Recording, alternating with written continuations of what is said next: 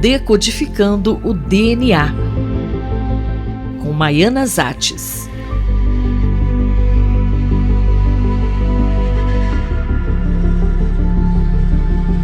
O uso off-label, quer dizer, sem indicação formal em bula, de remédios para emagrecer, tem se popularizado nos últimos anos e não só no Brasil. Em países como Estados Unidos e Austrália, por exemplo, a demanda é tanta que fez os remédios desaparecerem das prateleiras. Professora Maiana, o que a ciência tem a dizer sobre esse assunto? Hoje vou falar de um artigo publicado na Nature News que comenta o que está se observando em relação a novas drogas que estão sendo usadas como tratamento para a obesidade.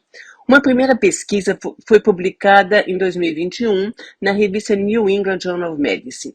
Uma das drogas teve efeito em 1/3 dos participantes que perderam pelo menos 20% do seu peso. Uma outra droga conseguiu o mesmo efeito em cerca da metade dos pacientes. Embora os resultados sejam animadores, essas observações mostram que essas drogas não são a solução para todas as pessoas obesas. É mais um exemplo da importância da farmacogenômica. E como agem essas drogas? Elas mimetizam o hormônio, o GLP-1, que vem do inglês Glucagon-like Peptide, e que é liberado pelo intestino. Ele atua no controle do apetite. Na realidade, uma dessas drogas que foi aprovada somente para o tratamento específico de diabetes tipo 2 está sendo prescrita como um agente para perda de peso. Qual foi a resposta observada em diferentes pessoas? O grupo de pesquisadores desenvolveu uma classificação dos pacientes obesos em 4 categorias. Os chamados de cérebros esfomeados são aqueles que precisam comer mais para se sentirem satisfeitos. Os de intestinos esfomeados são aqueles que se sentem satisfeitos depois de uma refeição normal, mas que logo sentem fome novamente. Os esfomeados emocionais são aqueles que comem para lidar com suas emoções, suas frustrações. E os de baixo metabolismo, aqueles com metabolismo relativamente lento. E de acordo com essa classificação, as pessoas com o intestino esfomeado tendem a responder melhor à medicação. Segundo os pesquisadores, uma possível hipótese para explicar isso seria que eles têm níveis baixos do hormônio GLP-1. Portanto, quando o análogo a esse hormônio é administrado, eles respondem bem. E, de fato, o segmento de 1 ano mostrou que esses pacientes perderam o dobro do peso em comparação com as pessoas com outras formas ou classificações de sua obesidade. E por quanto tempo essas medicações precisam ser tomadas? Um estudo clínico mostrou que as pessoas que interromperam o tratamento após 20 semanas recuperaram praticamente todo o peso que haviam perdido, enquanto aquelas que não interromperam a medicação continuaram a perder peso.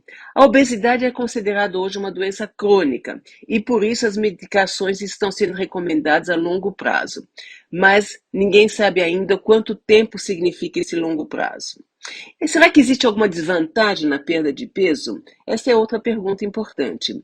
A perda de peso não envolve somente o tecido adiposo, mas também os músculos. E a perda muscular aumenta o risco de doenças cardiovasculares e osteoporose, entre outras. Isso pode ser mais problemático para pessoas idosas ou aquelas com doenças cardiovasculares pré-existentes. Parece um paradoxo, se levarmos em conta que a obesidade também aumenta o risco de doenças cardiovasculares. Por outro lado, estão sendo exploradas as possibilidades de prescrever essas drogas em doses menores para mitigar problemas como a apneia do sono, acúmulo de gordura no fígado e não uma perda acentuada de peso. Não será a primeira vez que uma droga desenvolvida para uma finalidade pode ser eficiente para outra condição. Não podemos esquecer nunca da história do Viagra.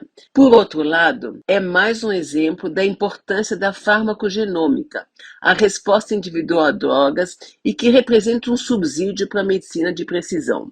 Por exemplo, como o genoma das pessoas interfere nas 4 categorias sugeridas pelos pesquisadores e também, é claro, quanto os maus hábitos alimentares desde a infância contribuem para o sobrepeso e obesidade. São questões ainda a serem esclarecidas. A professora Maiana Zates conversou com a Fabiana Maris. A locução dessa coluna é minha, Denis Pacheco, para a Rádio USP. Decodificando o DNA, com Maiana Zates.